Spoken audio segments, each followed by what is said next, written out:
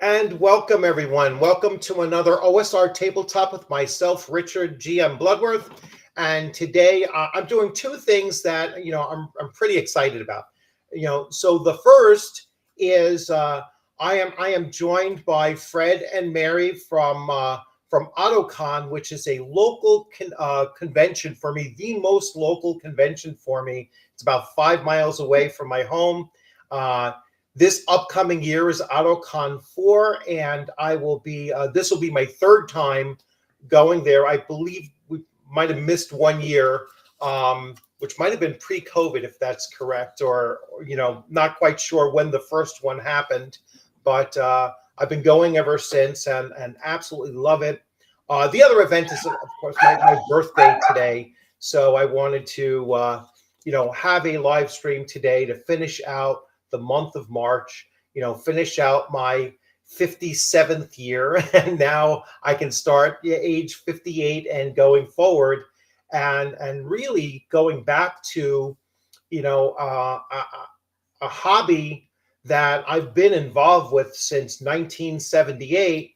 But one of my greatest experiences was Gen Con 18 when I was 18 years old. So 40 years ago, and that was roughly in March as well. So 40 years ago, this month was my first convention. So I want to welcome both Fred and Mary.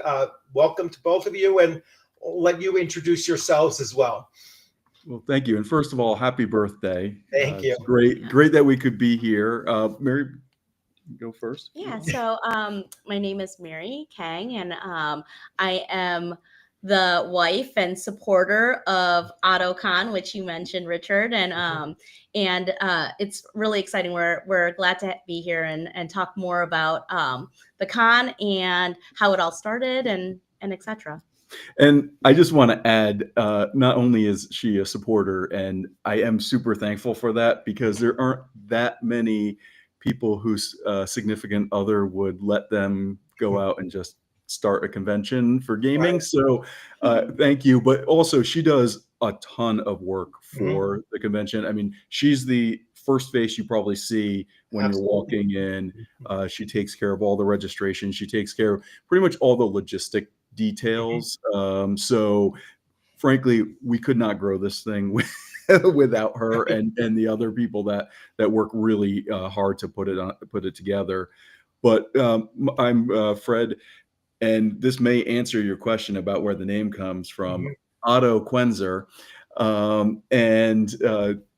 I really, what it was I wasn't able to go to any conventions, obviously during COVID, and even shortly thereafter, everything was pretty much closed. And so, I threw something together for friends and friends of friends, and that's where it started, and we've grown since. So, but really happy that you've been able to come, and I know you're a big proponent of it. So we really thank you for that. Yeah. No, it's for those of you that have not had the pleasure of going to OttoCon, let me just try to paint a picture, right? And like Fred said, the first person you come into contact with at OttoCon is Mary, and you can see, how much she's actually invested in this and making sure everyone is welcome, and handing out your badges and just making sure that you have your little voucher for your lunch if you bought the lunch through the thing and everything. So I mean, it's just a phenomenal experience right from the get-go.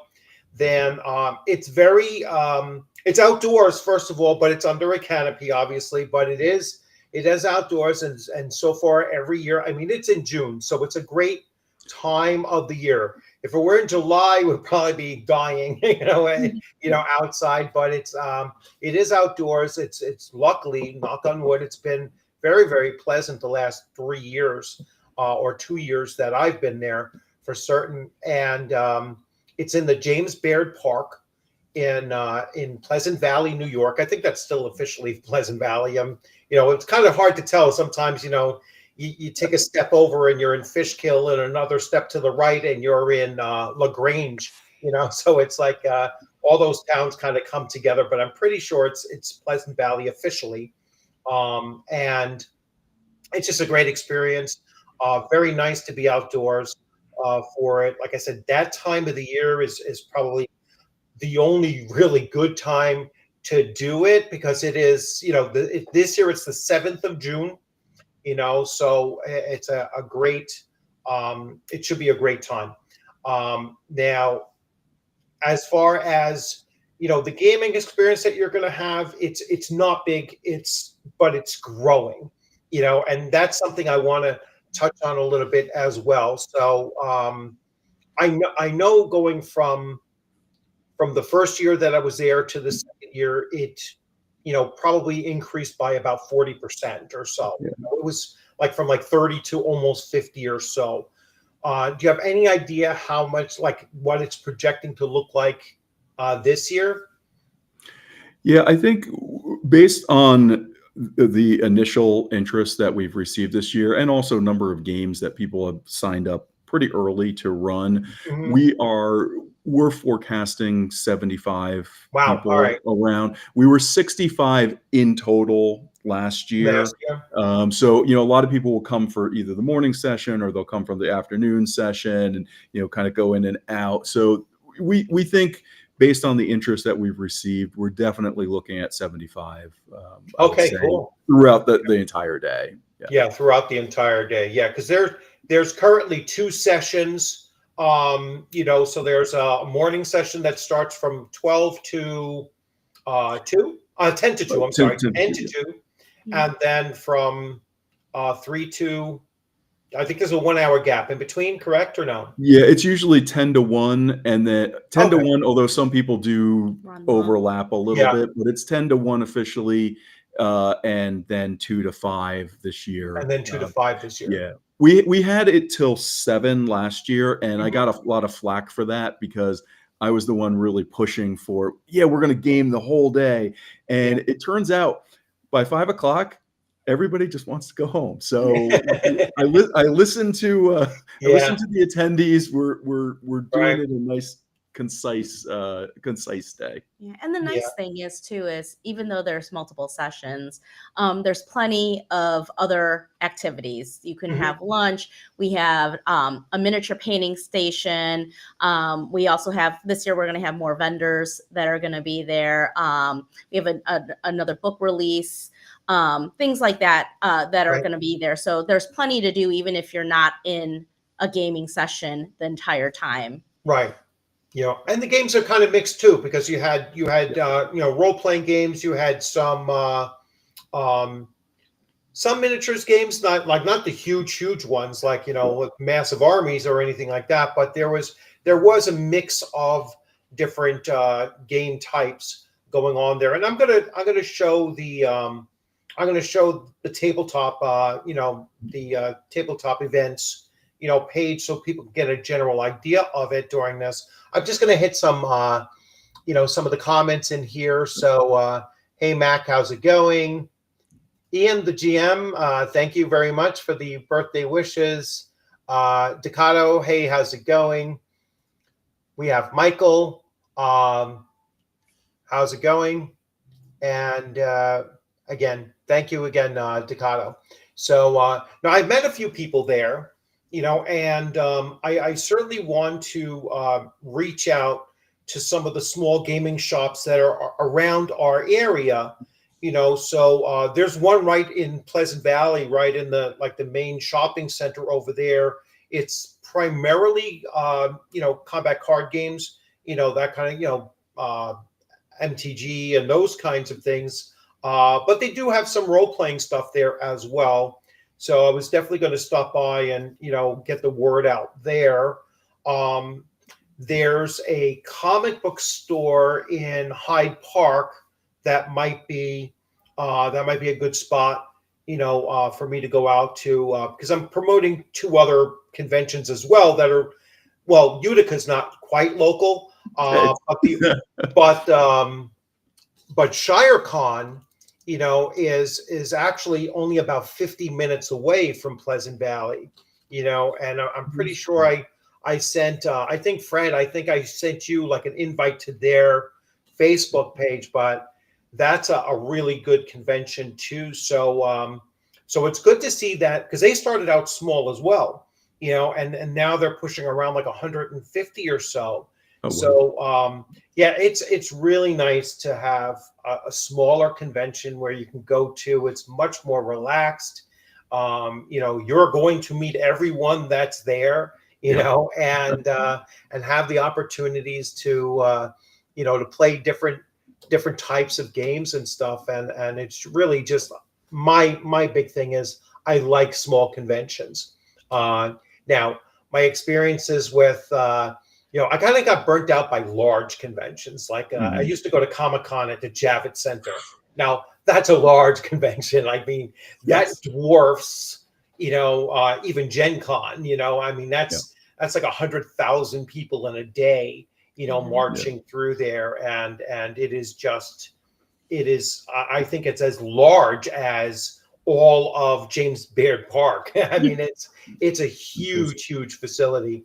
And yes, you will be fatigued, walking through there. So yeah, I really do enjoy small conventions, but I also like to see that they're growing, and that's the other thing that I'm really happy to see, with your convention, is that it does seem to be, getting the word out and growing. Yeah. I mean, the one thing that I just want to plug into, and Fred mentioned this with his friends that started this, right, is there's not a convention like this in the Hudson Valley. And you mentioned, Richard, it's only 5 minutes away from your home. Yeah. A lot of people don't have to travel far to come to this and spend a day with great people. But it really couldn't be done without Fred's really good friends. I just want to name them really quick: Mark and Jay and Russ, who also run games, and their wives also have now gotten involved in running the concessions and some of the raffles and merchandise and things like that. So I love that Fred has had this group of friends for a long time, and they took their passion and are sharing it with others. And then, because just like you said, Richard, because people can spend a lot of time and get to know people, and you see people coming year over year, and then they bring friends, they tell friends, and it's a really nice thing to see, the growth, and it's a small steady growth. Right. Now, looking ahead, a few more years, change a venue, go into a larger venue, or something along those lines? Yeah, I think that's kind of the ultimate goal. So what we really want to keep it as is a local community. Now, it's Mid-Hudson Valley. So, and I think the closest, well, ShireCon might actually be the closest other convention to it. I know there is a smaller one down in Westchester as well, that I think they run at a library, which I've heard very good things about as well. But we want to keep it as, this is kind of the Poughkeepsie area, north to Hudson, south to Fishkill, Hopewell Junction stuff. We do have some people that come up, mostly my friends, that come up from the city. But, we really are looking at local. So I think we can easily do, because not everybody stays for the whole time, we could probably do 80 to 90 at James Baird Park. We might have to expand a little bit to separate tents outside the main pavilion area, but that's its max. I mean, we really, I don't think you'd have a good gaming experience if you routed too many people in. So if we get to that point where we can support 120 people, then I think we would look at probably one of the local hotels would be, I think, or some other, events venue that could handle that kind of crowd. Yeah, there's believe it or not, there's a lot of the local fire departments, have their upstairs venues that they do open up. I know the Pleasant Valley Fire Department used to do that, certainly.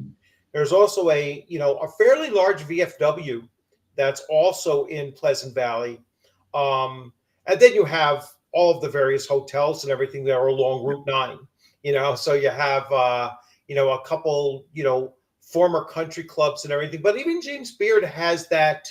It has that facility on it. I don't know if it has an internal space to it, but they've put out like huge tents on the outside for like graduation parties and things like that, that I think would be much larger than the pavilion, and you're still outdoors. You're still in in one of those, big white tents that they set up. Yeah. Yeah, I mean, I have to say I like the outdoors thing. Yeah. And, I mean, frankly, one of the main reasons for it was, first of all, coming out of COVID, people just felt more comfortable being Right. outdoors. So, the first year it wasn't an option. That was the only thing you could do, really. The second year, people said, this is great. I feel comfortable. And then people just kind of got used to it. And they're like, wow, we kind of like this. And as you said, the weather's been, knock on wood, weather's been nice. Yeah. So hopefully that second weekend of June type time frame works. I think that's an ideal time, to be honest with you, because if you never know what what May is doing. You know what I'm saying? Yeah. And it's and July can snap to 85 degrees real fast. You know what I'm saying? So it's that time of June is really a perfect time. And it's nice because there's plenty of parking. There's restrooms. It's easy to get to. So it's worked out pretty well, and hopefully we'll see what ends up happening after this year's con. I'm really excited about it. So actually, let me do a share, and I will. So let's bring up OttoCon here, and let's make sure I share everything the right way. I'm going to close the Facebook because that's how we were trying to chat with each other, and I can close this one here. So let me do a share. I should remember how to do this stuff. I'm horrible at sharing stuff. It gives me flashbacks of the last 2 years of school before I retired, having to do Zooms. So here we go. So here we have OttoCon 4. And so it's June 7th. I'm assuming everybody can see this. Yes, you should be able to see this too. So OttoCon 4, June 7th. And coming back for its 4th year, obviously, the 4 tips that off. Really the only one in Hudson Valley that I'm aware of. They do Comic-Cons in Hudson Valley, but really only one, and so this is really the closest thing that we have in our general area for gaming. And then let's see the schedule, event schedule. And here we go. So for those of you looking on, like I said, there's a good mixture, right? You have some board games, you have some RPGs. I've played this RPG a few times. I'm going to probably recognize some names too. So that's going to be awesome. I am running a game here. So I'm running a Shadow Dark game here at what time? 10 a.m. So 10 a.m. on day one. Well, there's only one day. And I opened that up for 6 players. I will include, I can have up to 7 players sit at the table as well. That should be fine. And should mention that these are still going to be like the picnic tables, right? So they're pretty big. You can fit probably comfortably or fairly comfortably like 10 people at those tables, correct? Yeah, absolutely. And we've had some of the more like the miniature war game ones where they've had a big group around them, and it's pretty comfortable. But granted, for most role-playing games, I think most people would probably prefer 6 or 7. So no, it gets much harder when you start pushing beyond 7, which I've done a few times, and it's like it's fun, but it's tough to manage sometimes. So we have almost 20 events. Actually, probably it's 10 per page, 10, 11, 12, 13, 14, 15, 16, 17 events so far. And I'm sure submissions are still open through. Yeah, they're open through May. We'll take them pretty much up to the last week that you can submit a game, because we get the people that just didn't know about it. They come Right. in, end of May. There's no reason why you can't submit a game.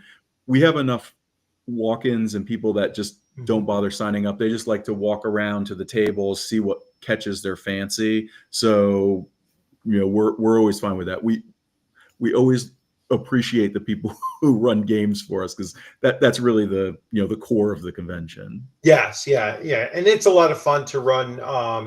It's a lot of fun to run convention games. It's a different type of experience you'll have as a game master running at a convention, and you don't need to be too nervous about it.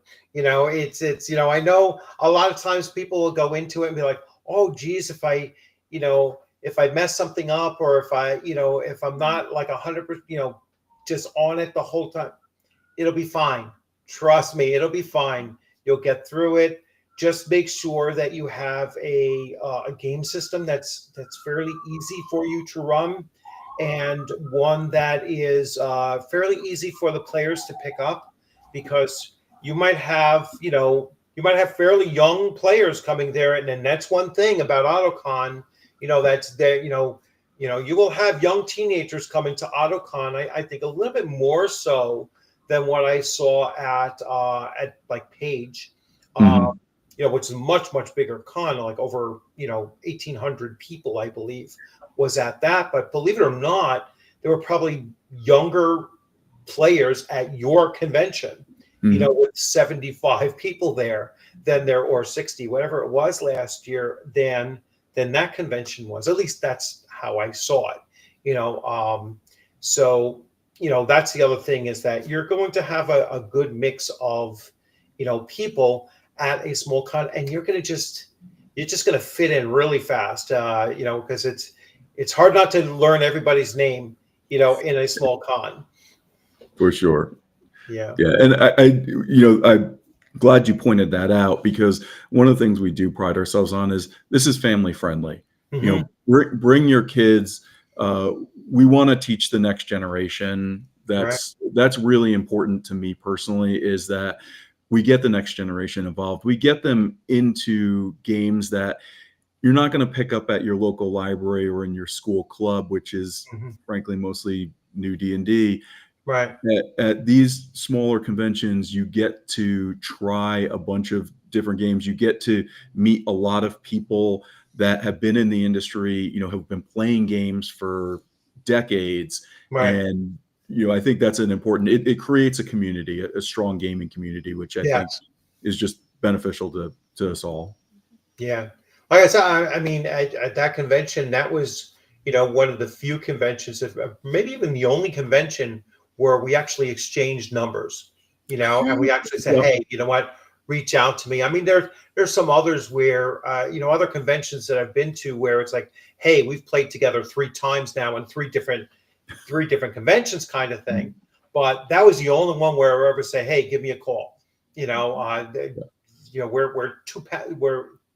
towns next to each other, so anytime you want to get together, let's try to get something going, together and everything. Or let's make sure that you go out to ShireCon and OttoCon next year, and hit all of the things that we can go to, that are very local. And again, to me, local is within 4 hours. I guess that's local.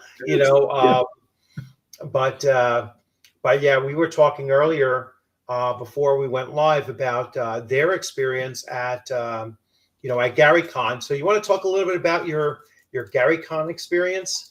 Yeah, I mean, first of all, it was absolutely fantastic. Really good group of people. Now, I actually went to the Founders and Legends convention of GaryCon, which was the special for the 50th anniversary of D&D that they held, which was really old school D&D. And I played for 2 days straight.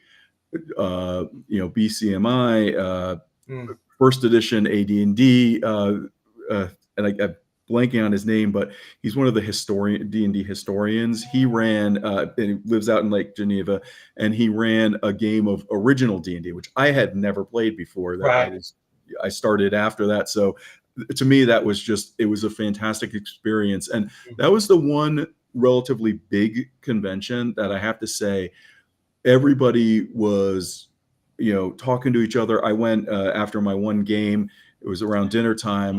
I went and had dinner with a bunch of the guys I was playing with, and we were just swapping stories and stuff. It's fantastic, and the convention center that it's held at is a really great location, really great for that kind of convention. So definitely on my it was always on my bucket list. And next year I'm going to GaryCon, just the proper one, since as I said, that Founders and Legend was just for that year. But GaryCon's on my list. We have a nephew that lives out in the Chicago area. Oh, okay. And so he's easier into D&D. And so he just started DMing. So I told him, GaryCon, we're going. He'll be a teenager by then. So him, his dad, me, we'll go out, and it'll be a blast. Nice. All right. So Mary, what's some of your gaming like? Other than just being the face at the front of the table, do you actually do any gaming, and what's your favorite games to play? So I like board games, and Fred has, during COVID, Fred actually got me to play some D&D, fifth generation. Yeah. And so I have a character, I have my mini, and so I enjoy doing that with him. The only thing is, it's an advantage to have the DM as your husband. Right.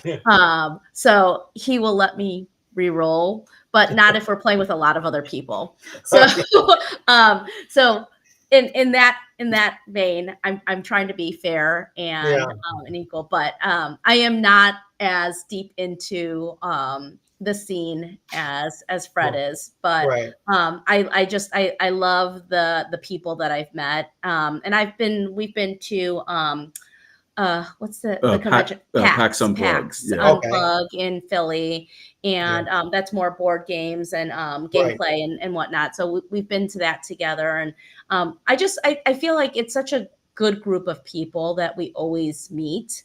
That are just there to have fun, enjoy, and again, like I love the community aspect of it, and that's why it was so important to have this community in an area where you don't have a lot of gameplay like a con. So I think that's been really exciting for me to see.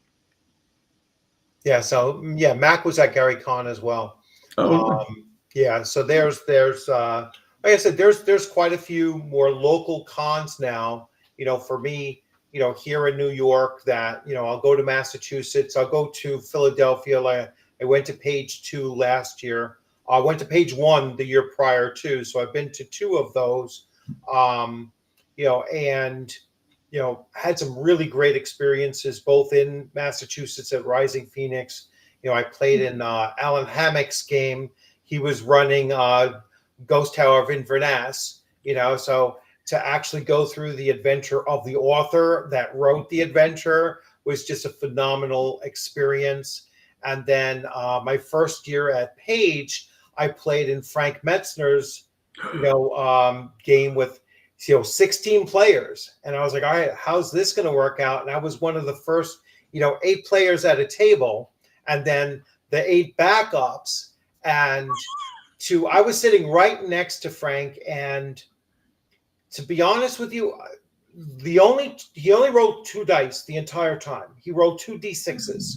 Wow. And so I'm not quite sure of what the system was, but it was certainly OD&D or even prior, even earlier than that, because I think that's all that they really used back in the day, was just 2 D6s. And there must have been some kind of a combination of it. But, basically it was like, you have 3 doors to open, and 2 of them are going to kill you, and that's basically how it ran. It was like, if you rolled your d20 and you were, I think it was like, you know, anything like 15 and over, you were, or 12 and over, you were fine. Anything under that, you were dead. So it was like, it really was a very brutal system, where at the, by the end, there was only, I'm sorry, there was 16 total. There was only 5 of us left at the end. 11 player characters were killed during this adventure. Some of the individuals, like the first person killed, was killed like within the first 5 minutes. He never left. Like, he got up and stood behind. He never left the table. He stayed there for the entire 3 hours. Everyone whose characters died just took a step back from the table. The rest of it, I was one of the 5 that started from start to finished out, and it was just the fact that they wouldn't leave. They were that engrossed in just what was going on. And it was the first time that I really sat there and I was like, I just observed a master of gaming, at work here. And even though you had, 80% of the player characters died, nobody was upset about it. They were just there for that experience, and it truly was an exceptional experience. My other experience similar to that was I played in Zeb Cook's Oriental Adventures, adventure. And, playing with him, he's running it, an adventure module that he wrote. And my character, of course, died, so I was like, oh, okay, and I knew he was going to die, because it was directly, the scene right out of Conan 1982, where the woman in the hut was like, come warm yourself by the fire. And I'm like, I know where this is going to go, but I was like, I'll go in anyway, because I thought that's what we maybe he'll surprise me and it won't be the obvious, but no, it was the obvious. It was obvious. So I was like, but I was just so happy for the experience again, and that's something that I think is uniquely convention style play. Yeah. And I'll let you build on that too, if that's been your experience as well. Yeah, I mean, it really is, and it's a shame because this past page, and unfortunately, we already had plans. I saw that the original player of the Alina character was going to play in a Metzger game, and I was just like, oh my gosh, that would have been my dream, because that was my first experience with D&D, as I think a lot of people around my age, that's what they knew. But yeah, I mean, Ernie Gygax was probably the most famous in the industry, I guess, that I've dealt with, and he ran amazing, just old school dungeon crawl adventures, and they were, what was great about it was it really harkened back to what got me into the hobby in the first place. It was that sense of adventure. You didn't know it was going to be around the corner. The monster comes out, you might kill it, you might die. And I saw a bunch of people die. But it's fun, right? You don't get that experience playing, even with a lot of times, even with my friends, although I have to admit, most of my friends that do OttoCon don't pull their punches. And so I lost 3 characters in 3 sessions, which, it happens, but you don't get that in a lot of the modern role-playing games. So, and that's one of the things that I love about the convention experience is if you can get the old school crew, the designers that actually built it, then that's fantastic. And you can only really get that in convention settings, but also just those games, it's really hard to find people who will play those old games, but at a convention, there's always a few that are out there, and it's a great opportunity to try those systems or reminisce if you used to play them. Right. And yeah, that's a great point to put out, because when you go to a convention, if you've never been to a convention before, and Fred mentioned this earlier on too, you're going to see game systems that you never heard of before. And I'm a big proponent of, when you're running a convention game, you're putting the game on display, and you want to make it where it really is eye-catching when they're walking by. Hey, that's a cool map. Where is that? What are you playing? What do you run? What game are you guys playing? And it's I think that's as much of an important thing to do when you're running a game as it is you're kind of showcasing yourself as a game master willing to run games at a convention as well. And both as a player and as a game master, I've always just enjoyed that aspect of a convention, just walking around and looking and seeing what's going on. I think the first time that I've ever seen a Vampire the Masquerade game going, they actually occupied, there was probably about 24 players, and they occupied 3 different tables, big tables. And they would convene at 2 opposite side, 2 opposite tables here, and then they would come to the center table, then go back, and you would see some drop off, and then they would come back again. And it was like, so they were essentially doing like PvP, but they were doing all their coordination outside, and then they would come and move all the parts, and it was nonstop for like 3 hours. I mean, just people moving back and forth, and I was running games, so I couldn't just get up and walk over and get a real close look at it. But it was the most incredible thing I've seen as far as that kind of a dynamic going. And I've never played any games that were, even remotely like that. It was like, wow, this is really incredible stuff. And you're not going to see that, just playing in your local game shop, to that same extent. And unfortunately, when you go to local game shops, is that you're going to see 90% of it is going to be 5e, and once in a while, and that's if you're even seeing RPGs. You're usually seeing Magic the Gathering being run on 99% of the time. Yes. Not to be too attacking on that, because that was that's still a big thing, and the younger generation really does like those card games. But it's just, I think you see too much of the same thing unless you go to conventions. Agreed. Yeah. Hey, whose game was it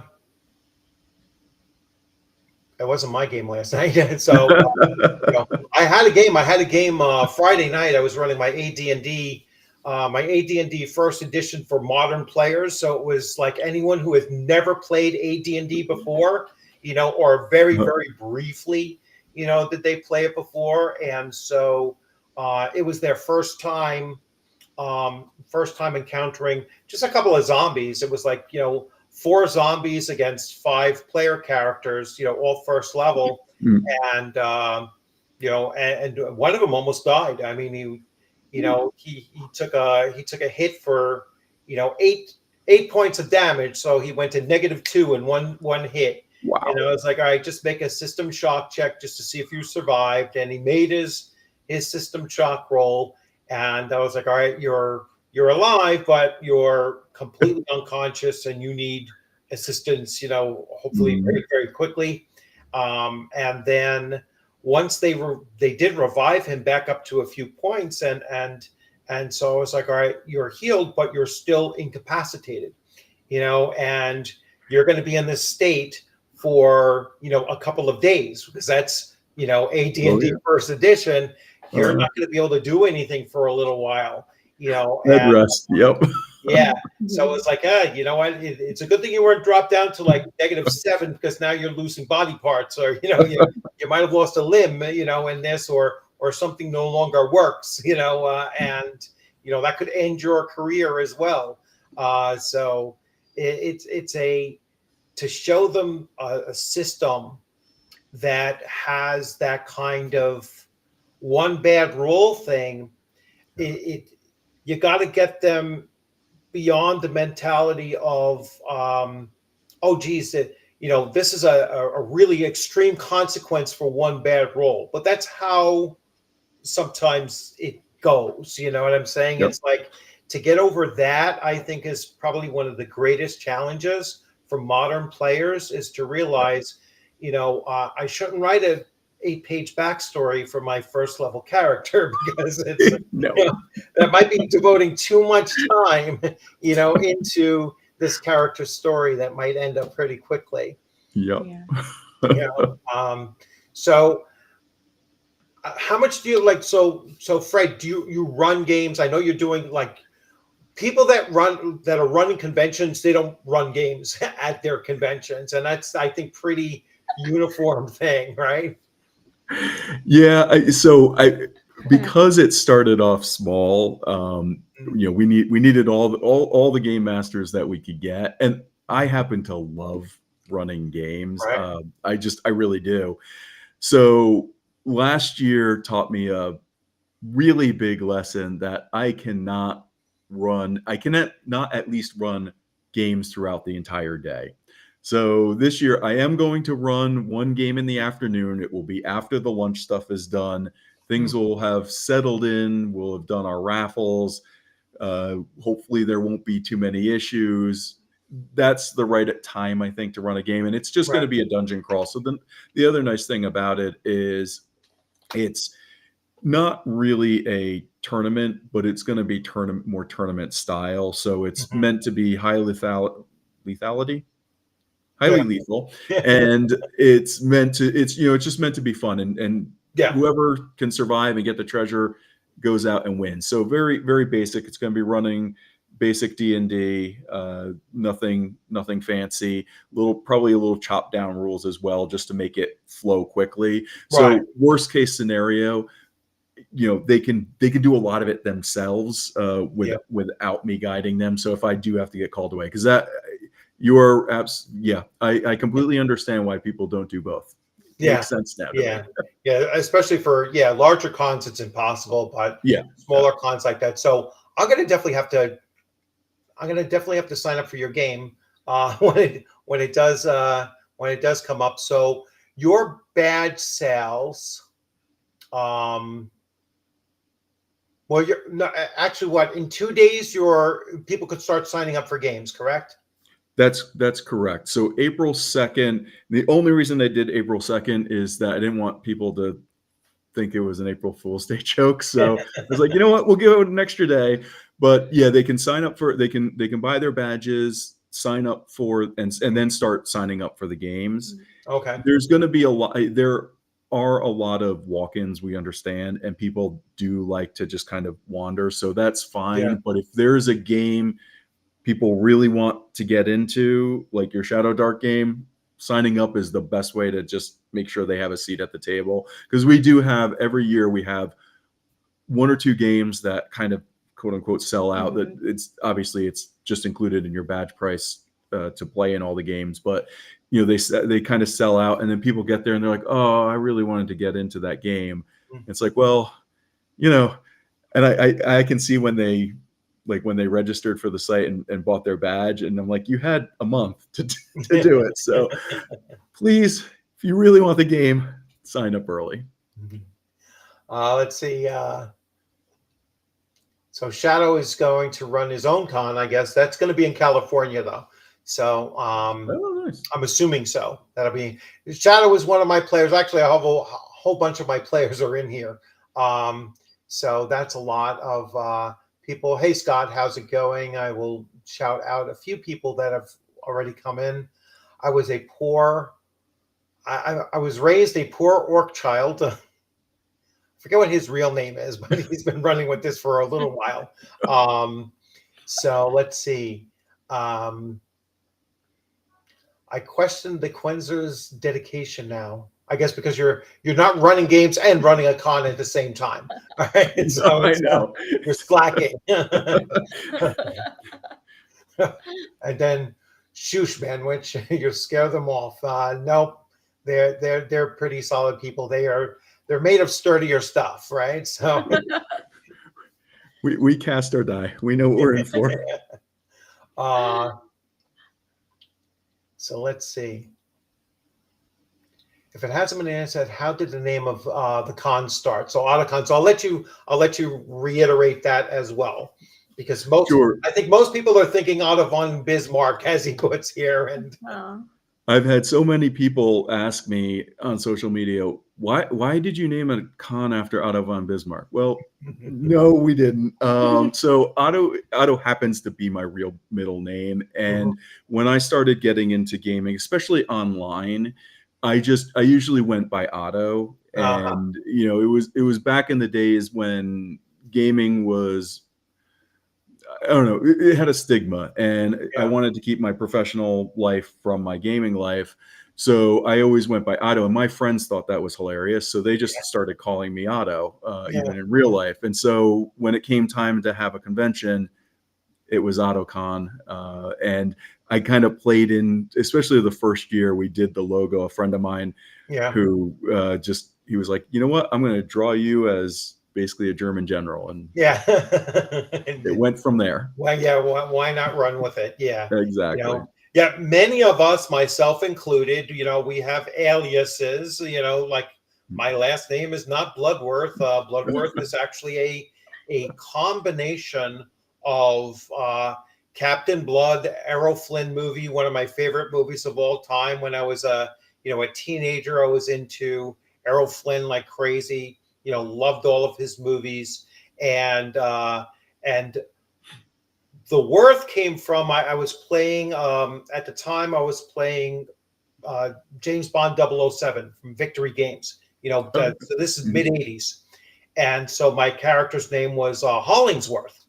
And so when I started playing pirate games, whether it be Sid Meier's Pirates or actually, the first one was High Seas Traders, which was like 1996 or something, like Sierra Games. So like a lot of computer games was mixed in there for me as well.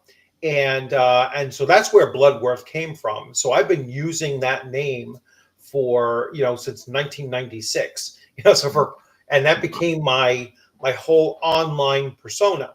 Now, when I started teaching in New York City schools, especially during the Bloomberg years, which was not that long ago, actually, but really had to keep your internet, separate from anything. Like you never used your name unless it was just very, very personal stuff like family and friends and that kind of thing.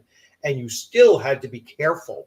It's like, because they were notorious. The Bloomberg administration was notorious for going after teachers. Hey, you were drinking a beer and a pitcher at your bachelorette party, and now we're going for your teacher's license because that's moral turpitude because you put it up on the internet. Craziness like that. I mean, sure, there were all, other real seriousnesses out there too, but it was kind of a, throw the large net and snatch as many of the fish in that you can get. It was, it was fishing with a shotgun rather than, than being much more precise and, no, this person's legitimate that we should be investigating, and it was just, I'm just going to use my fake name, then Facebook was like, they went through this phase where I was like, you have to verify your name. And I was like, well, I'm not going to do that because it was still working. So it was like, so now I can't even change Edward James Bloodworth on Facebook, for that account, because it's like, well, you told us that was your real name. Oh, right, never mind. It was like, I will just keep them separate, and that's fine, you know. So, but I've been slowly into because I retired, so now I'm slowly integrating, you know, Richard now in there, and using my, you know, real name once in a while, but still stuck with it in a few other places. So it is what it is. Yep. So let's see. Any other comments here. So we've already spoken about how AutoCon 4 is going to be a little bit larger than last year, and really, really cool to hear that it's starting to, you know, starting to pick up and grow, and you know, possible it could go to around 100 or so. That'd be cool to see if it gets there this year, you know, and just get that, you know, get that extra boost to it and push up to there, because the venue is certainly capable, you know, of handling it. So that would be nice. Especially again, for those of you that have not gone there, you know, yet, hopefully. It's an outside venue. You know, June 7th, you know, early June is a great time of the year here in the Valley, and Pleasant Valley. You know, it's you know, very aptly named, you know, and you know, although it's not on a Sunday, so you can't start singing, was that a monkey song, right?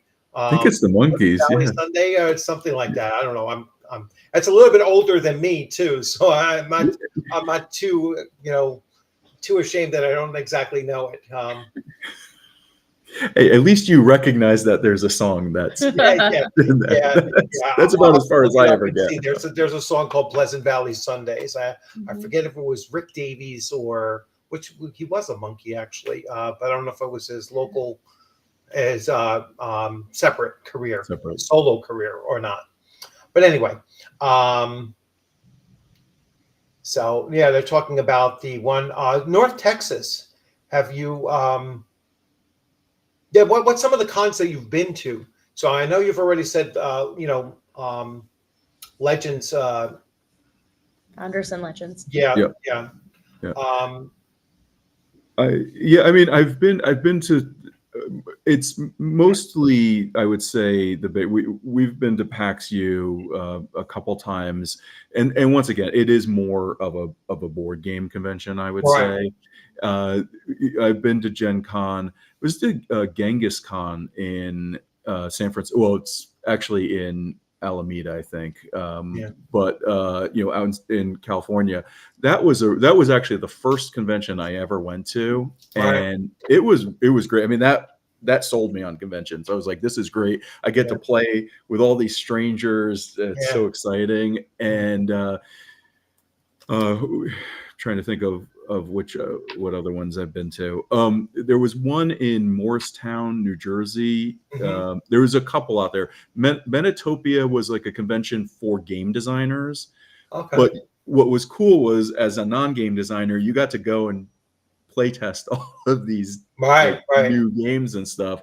So that was very cool. And then they had another one out there, which was just the traditional game convention, Long Island Tabletop Convention, which actually I'm going to Sunday. Just one day for that, but I think it's Friday through Sunday. Yes, or it at is. least it's Saturday. Yeah, Sunday. I was actually thinking of doing that myself. You know, because you know, this whether it be a Friday or a Saturday or something like that, and again, it's probably about a 2-hour ride for me.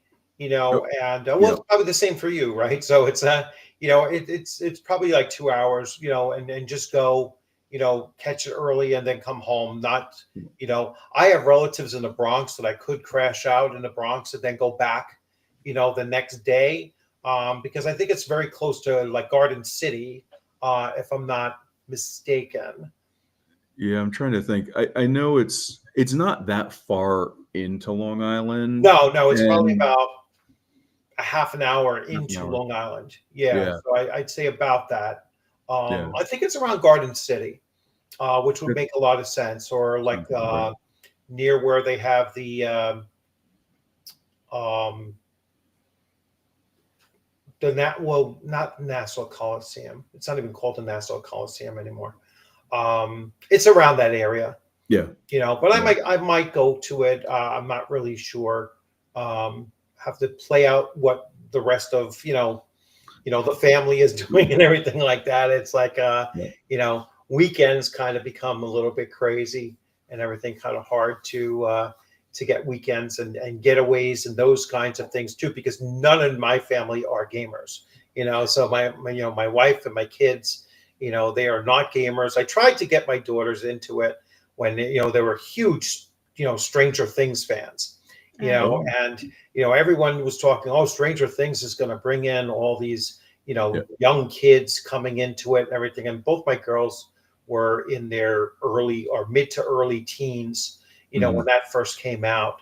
Probably mid-teens for my older and early teens for my younger.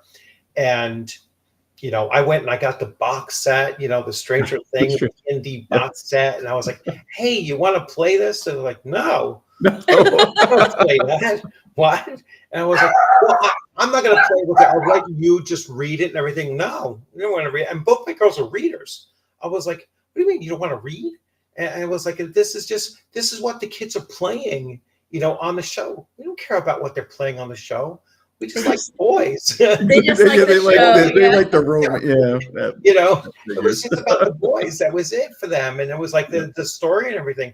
They didn't know any of that stuff. They didn't know what Demogorgon was. I'm sitting there, I was like, this is more Cthulhu than it is, Dungeons and Dragons, and they're like, who the heck is that? It was like, so I was like, you know what? So no, that wasn't a big, I don't see that connection. Like some kids are just not going to, but we were probably very similar. Like, come on, we were all the nerds. We were, the ones that were like kind of secretive about playing it, unless you kind of straddle different layers of cliques in school, then you can kind of get away with it, but it was, it was a very different time. Yeah. It was. It really was. Yeah. And it amazes me. And this I really do appreciate. Like our nephews, they are unabashedly, yeah, I play D&D. I go to the club in school. I'm like, do they advertise the club? Oh yeah, we have a faculty person. Yeah. It boggles my mind. We never had any of that. Yeah. It's an interesting. I envy people who have very supportive spouses that are, hey, you know what, We could be in worse hobbies, right? I mean, well, that's the other thing, Yeah. like I'm lucky that my wife allows, this and, everything behind me and that kind of stuff, it's like, so, I mean, I'm lucky in that, but she would never pick up a set of dice, it's just not, not in the cards, and the same thing with my kids, they're just not going to, get into it, in any way. I know my younger one. So I said, listen, when I go, so it's like, I'm throwing all that stuff out. No. I was like, there's too much there. That's just, I was like, just go on eBay and see what, before you just throw it away. I mean, there's a white box back there. It was like, just don't do that. I was like, I'm going to have to give everything over to my niece, before There you go. like, everything here is yours. You can have it all. Cause she's the only one that actually DMs now, so nice. she's 20, like 24-ish or something like that. But that she's going to get everything. It's like, I'm not going to leave it behind for my wife and kids. Well, I even love hearing that. You have a niece that does that. More women and girls playing is better. Yes, yeah, and I know that might be controversial. So yeah, no, you know what? It's a like. I never played with girls when we were, when I was a teenager or whatever. Where I really started to encounter, a lot of female players was in MMOs. All right. Yeah. And not just in, surprisingly, or maybe this is controversial to say, but surprisingly, in MMOs that had a lot of PvP, a lot of player versus player, and you will have, I mean, you want to talk about encountering some ruthless individuals, come across a female guild leader, that in a very PvP centric, game out there, especially ones that are not from the United States. I mean, I played with this one German woman who was, I mean, she was just over the top. It was like, damn, you're cutthroat, about this. I've played with, now this is mostly EVE Online, right? So I don't know if you're familiar with what EVE Online was. It was one of the earlier of the MMOs out there, like around 2000, 2001 or so, when it first came out in alpha and beta. Certainly 2002, around the same time as Star Wars Galaxies. Before World of Warcraft, but after EverQuest. Let's say they put it in that time frame.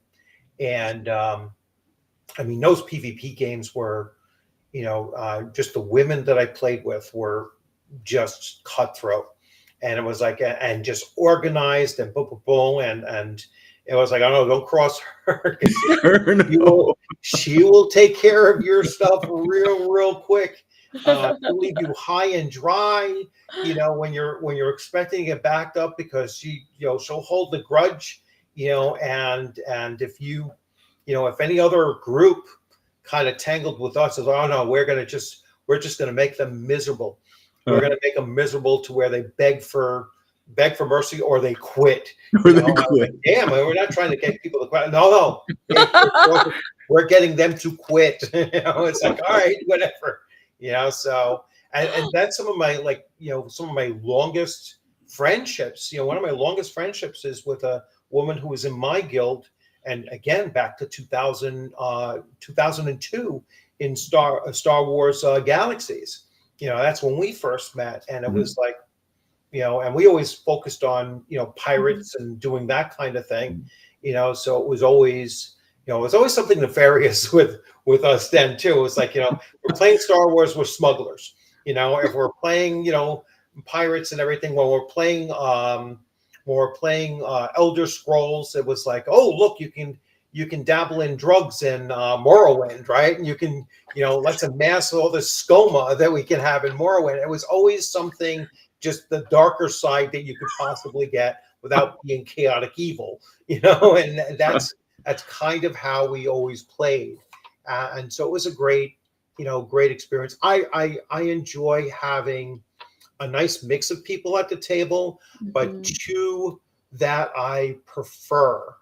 groups that I prefer, and again, possibly controversial here: women at the table, and it's never like a large portion of it. It's usually one or two women at the table, and veterans. All right. I like playing with military people. All right. Because, myself, we just, I think we have an approach to gaming that is kind of like backwards planning and just much more calculated and tactical, and just and making very, very fast decisions and everything, and I think that plays really well in that, and so those are my two preferences, is to have, and then everybody else can fill in the rest of the seat, completely at random, however. Yeah, I love playing with veterans too, because I'll do something completely chaotic and mess up their well planned out thing, and then the looks I get, I tell you. Yeah. But we always train. We used to call it change 99. So we might get thrown, but not for very long before we come up with something, something to counter it, and just come back. And it was like, oh, you want to do it that way? All right, we got something for you now. And you can come right back at it. It doesn't last long, that's for sure.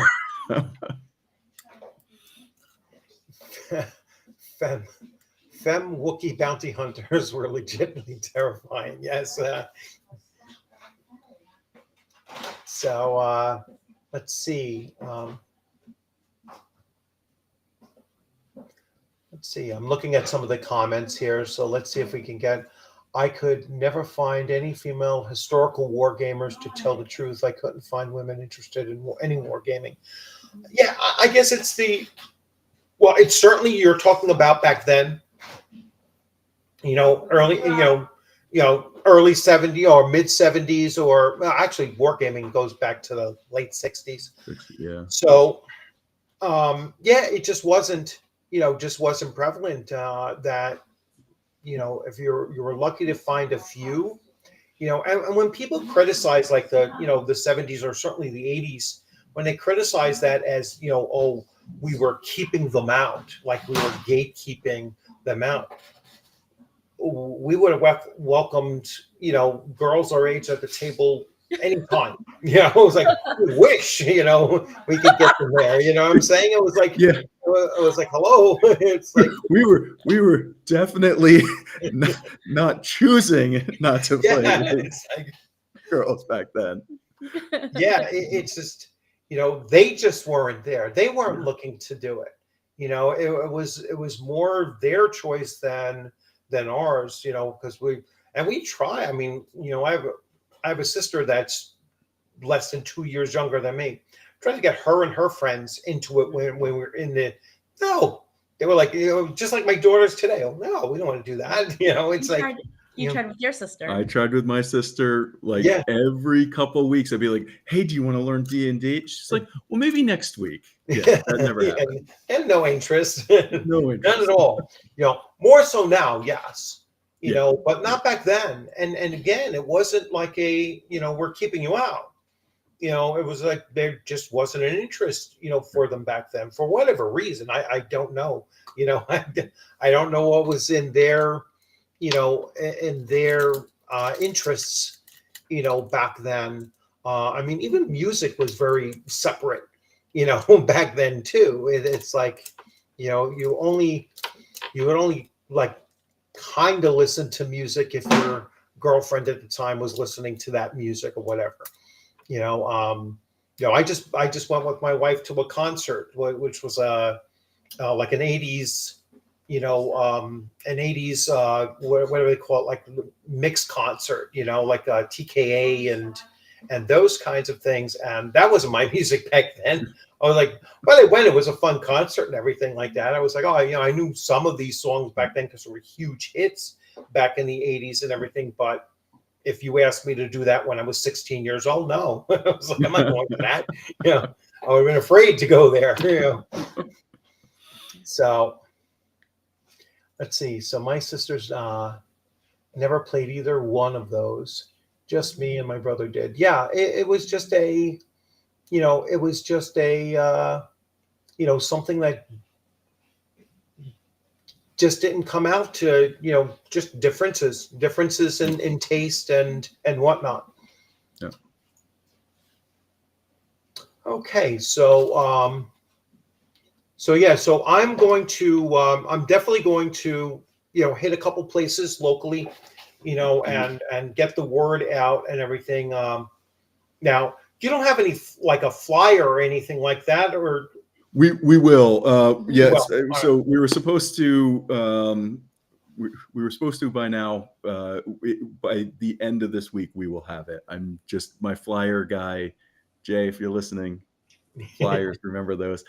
He's our he is just great at design. Mm-hmm. So cool. he's creating flyers for us. And what I'll do is I'll send them to everybody who wants to go to your local game store and and put them up. And we definitely appreciate that because we did a few of the game stores last year, and it definitely it seemed to get a lot of traction because we got the kind of towards the end. We were like, oh yeah, I saw that flyer, and they were free luckily, and so they went. So I do think they work. They get and if you're there talking to your local game store and you have a good relationship with the owner, and if you want to put in, hey, do you want to post this to your Discord and stuff? Because I know a lot of the game stores have their own social media things too. Yeah. No, I'll definitely, you send me a couple flyers. Like I got these from the other two conventions. This is I just have to get a chance to go out there. So this is Central New York. All right, and this is the weekend after yours. So and they real old school cover that he did with it. Double-sided, a lot of nice stuff there. And then this is ShireCon. All right. Nice. So this one here is in Canaan, Connecticut. It's about 40 minutes from Pleasant Valley. Just right up 44 to 82 going towards Millbrook. And then you know how you When get to is it? Connecticut up through there? Yeah. You cut through the through the farmland, and you end up in Connecticut all of a sudden in like 40 minutes, and it's right there. That's a really, really good one. So when and that's in September. So I will bring one to OttoCon to share with you so that you can see it, and hopefully you two can get out there. I think that you would be really, really, you'd fit in really well there. It's a great local con, and you'll get a lot of crossover between the two because you're literally an hour separated from one another. So that's another great cross pollination that that we're trying to do with these local cons, because like you were saying earlier too, like with there was a couple of cons that were just starting to get catch on, in like 2017 and 18 and 19, and then all of a sudden bang, nothing, and they're starting to recover now, but some never bounced back. Like there were some in Westchester, like you mentioned one in Westchester, but there was a couple that were supposed to take place in Westchester just prior to that. And then all of a sudden just poof, it was gone, and never any attempt to do it. And there isn't any in the Hudson Valley. Like I spoke to Eric Tenkar like last year, because he does a lot of local cons. He's in Queens, but he does a lot of local cons. And I was like, I'm thinking of doing something, and getting something going that just start off with a hotel kind of, and just getting it set up that way. But again, I mean, it's a scary prospect, and I really do, give you a lot of credit for, having that courage to, jump out there, because I'm sure it's kind of a scary thing, to do that. It's definitely it's a lot of work, and fortunately, and I think you have to be a certain kind of person. Like I love meeting new people, so for me, for Mary, it's great. We get to meet a bunch of people, and we hope everybody has a good time. That's our goal, and we try to put together the best one that we can, and meet a lot of people, have some fun, and frankly, I get to roll some dice. That's never a bad thing. Yeah.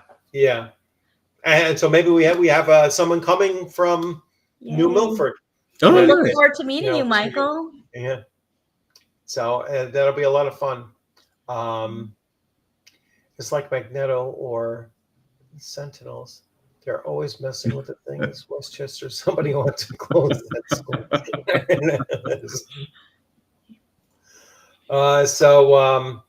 So yeah, I mean, it's been a lot of fun having you on here. Oh, before you leave, let me do something, because I only have about 2 hours to do this. Let me give away some free memberships, because we get 10 per month, and I already gave out the first 5. So let's see. So this is for everyone. God of Moxie, Big Black Cat, Daryl Ahart, Teresa Tatum, and Judd. You all just received a free membership to the channel, and that will allow you, of course, to come on, and you get a little star next to your name, and you get to go on to my Discord. So I will share the Discord link And I'll share it to, both, Fred and Mary. On Facebook is probably easier to do it on Facebook. Sure. When I mentioned, so I will send it out to you so that you can join my Discord there. And I just use it for gaming, right? So, you're both welcome to join any game that I happen to be running if you like to play online or anything like that. But I'll put that out there for you to jump in there as well. And, and everybody else, you're welcome to go in there. And, thank you so much. Thank you for helping me celebrate my my birthday and, doing the thing that I really love doing, and that's talking about gaming and talking to people that, I've met in person and just, really do enjoy. And you run conventions, and I just love, your convention and my regulars that are in here. So it's great to see everyone popping in as well. Thank you so much, and once again, happy birthday.